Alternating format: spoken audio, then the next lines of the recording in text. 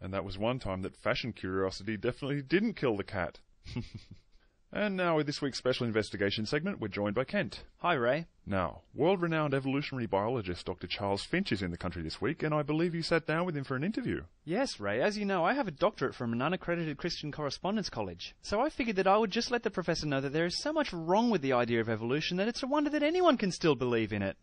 Sounds like Dr. Finch is about to get educated. Let's take a look. Dr. Finch, thanks very much for joining us today. You're very welcome. Perhaps you could start by telling us what you have against the Bible and why you fight against it so vehemently. No, it's not that I'm against the Bible particularly. I really know almost nothing about it. In actual fact, I'm in the country doing a series of biology lectures at universities, and to be honest, I wish I didn't have to have anything to do with anyone's scriptures. But religious people like yourself bring the argument to us biologists, disputing the evidence and claiming things like, doesn't your religion claim that a God created everything only 1 million years ago? Which is just totally wrong. No. Sorry, on quite a Dr. grand Finch. scale. We believe that the universe was created about 6,000 years ago. Oh, 6,000 years, is it? Yeah, about 6 to 10,000 years. Well, sorry, I thought you guys claimed it was 1 million. But that I'm a says little it all. surprised that you'd make such a basic error, Dr. Finch. You're meant to be the one like I say, I'm no expert on your religion, and I don't claim to be. But still, 6,000 years or 1 million, I'm afraid the scientific evidence goes against it on a massive scale. Well, look, I just can't accept evolution as a science when it claims that something as complex as the human eye just popped into existence as a product of random chance. That's about as unlikely as a tornado ripping through a junkyard and producing a fully formed Boeing 747. It will just never happen. Of course, that's right. Indeed, it will not happen. And that's not what evolutionary theory claims ever happened. That analogy fails to take into consideration the gradual process of natural selection over many generations. Random changes at the DNA level occasionally produce characteristics that slightly benefit the organism and increase the likelihood of it being able to survive and reproduce. And therefore, the genes responsible for creating those characteristics are kept in the species gene pool to be passed on to succeeding generations, right? Genes that give rise to traits that assist survival get passed on and are built upon over many thousands or millions of generations. So I'm afraid you're using that tornado analogy suggests that you don't have such an accurate understanding of what evolutionary scientists are actually saying. No, you're quite wrong on that. Evolution says that complex things just popped into existence randomly. No, it doesn't. I just explained that. Okay, let's move on. Evolution claims that humans evolved from monkeys. But if that's true, why are there still monkeys and chimpanzees now? That just completely disproves the whole idea of evolution.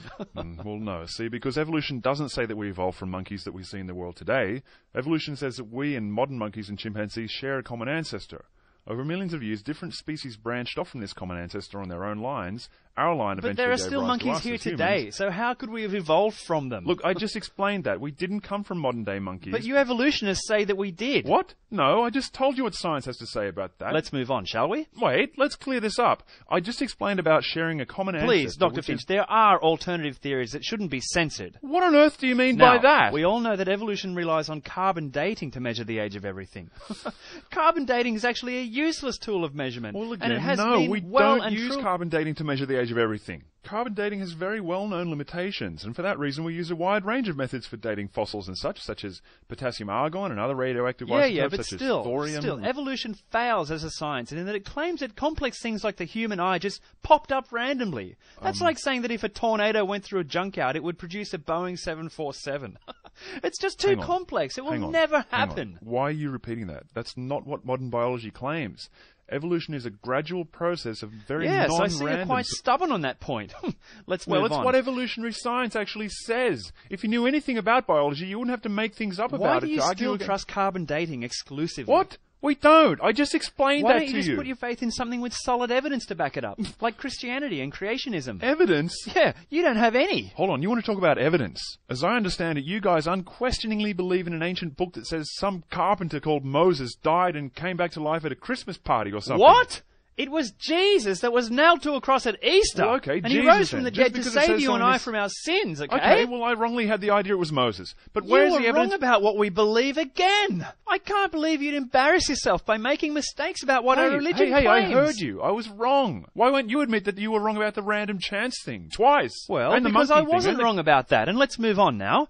Now that we're speaking of evidence, why can't you name even a single example of a fossil of a transitional species? Oh, come on. Don't If even you have just one. read a book on evolution... No, sorry, you'd Dr. see- Finch, sorry, but science requires evidence. And we're afraid that there is simply no evidence for evolution, Right. and that there aren't any transitional fossils.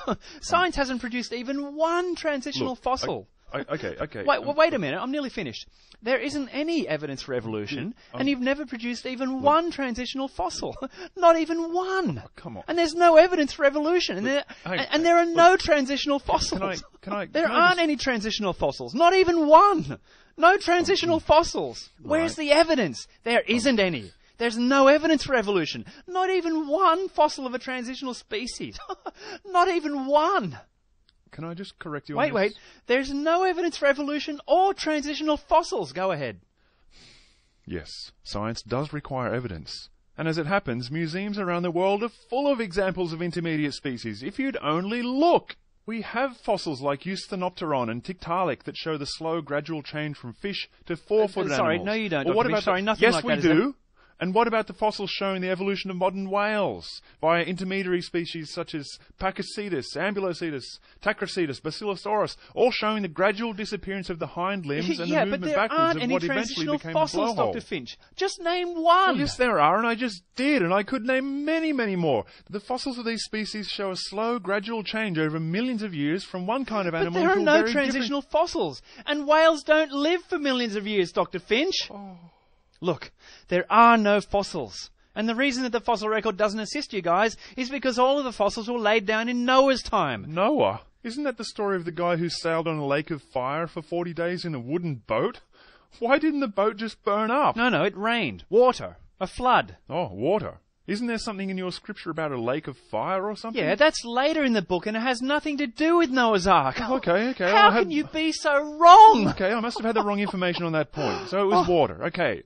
But even given that, it's still utterly ridiculous to claim that a massive flood is responsible for the fossil record being in the state it's in.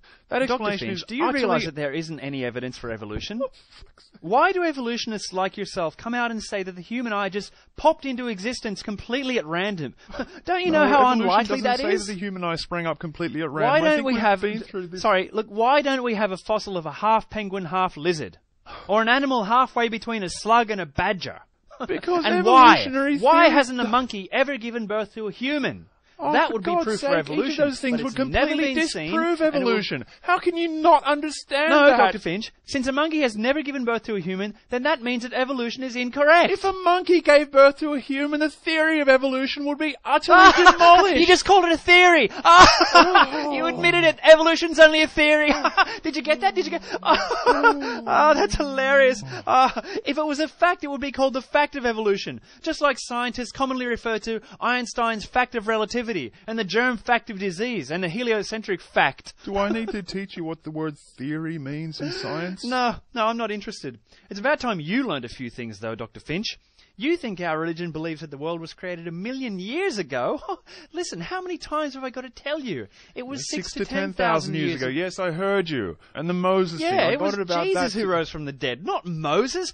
Why won't you listen? Well, I did. And Noah, you told me about that too, that he sailed around in a flood. Not on a lake of fire like you think.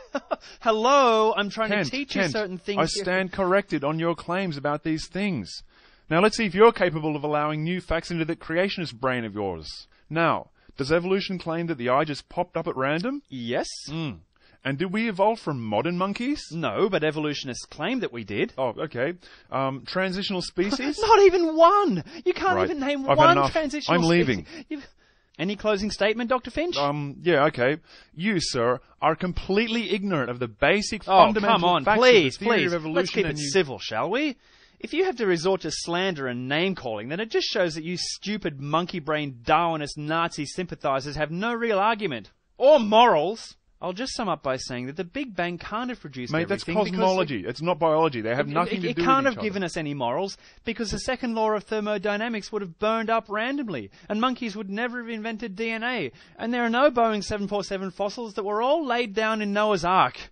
Thank you for joining us. Look, buddy, how about you go to a library, open up a book about science, try to learn something. There's no evidence for evolution. Or else no evidence for evolution. Just take your creationist garbage, bend over, I can't hear you. and stick it up your So there it is. He was stubborn, arrogant, and knew nothing about the subject. Why don't evolutionists just accept other viewpoints? They're so militant. They just repeat the same old lines over and over. I know, I'm so sick of hearing the same things from them all the time. It's just frustrating now. I won't debate evolutionists anymore. I think it just gives a bad impression. It kind of falsely elevates them to our intellectual level.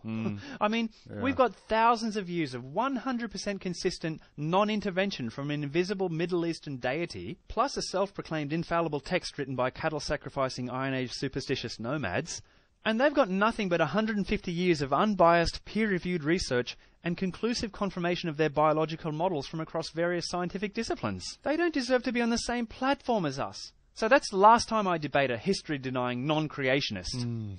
That's a pity. Actually, no. I've changed my mind. Even though all of my arguments were thoroughly debunked decades ago, I want to spend the rest of my life constantly repeating them, so I'll keep on. That's more like it. That tornado through a junkyard thing is a great analogy. They've got no comeback to that. There's no evidence for evolution. Another excellent special investigation, Kent. Once again, letting the facts speak for themselves. Thanks.